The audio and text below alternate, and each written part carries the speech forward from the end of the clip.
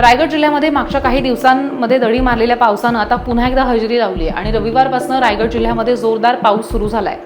रविवारी आणि सोमवारी असे 2 दिवस महाड पोलादपूर तालुक्यामध्ये सुद्धा मुसळधार पाऊस पडलाय। मुख्य मानली जाणारी सावित्री नदी सुद्धा दुथडी भरून वाहतीये। सावित्री नदीनं धोक्याची पातळी ओलांडली नाहीये, तरी सुद्धा नदीला मात्र मोठ्या प्रमाणात पावसाचं पाणी आलंय। सावित्री नदीसह महाड पोलादपूर तालुक्याच्या इतर उपनद्या सुद्धा ओसंडून वाहत आहेत, असं सध्या पाहायला मिळतंय। जनजीवन सुद्धा काही प्रमाणात विस्कळीत झालेलं सुद्धा दिसतंय। पावसाचा जोर वाढतच राहिला तर नदीच्या पातळीमध्ये वाढ होण्याची सुद्धा शक्यता आहे।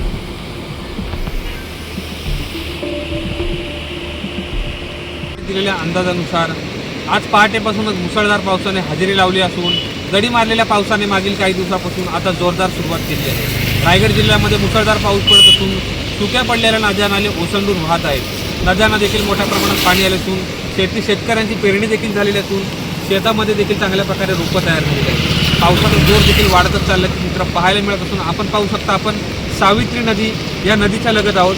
सावित्री नदी देखील ओसंडून भरून वाहत आहे, दुथडी भरून वाहत आहे। सावित्री नदीसह ज्या महाड पोलादपूर तालुक्यातील उपनद्या ज्या आहेत त्या देखील मोठ्या प्रमाणामध्ये वाहत असल्याचे चित्र सध्या पाहायला मिळत असून जनजीवन मात्र विस्कळीत झाल्याचे चित्र पाहायला मिळत आहे। देवेंद्र दरेकर, रायगड।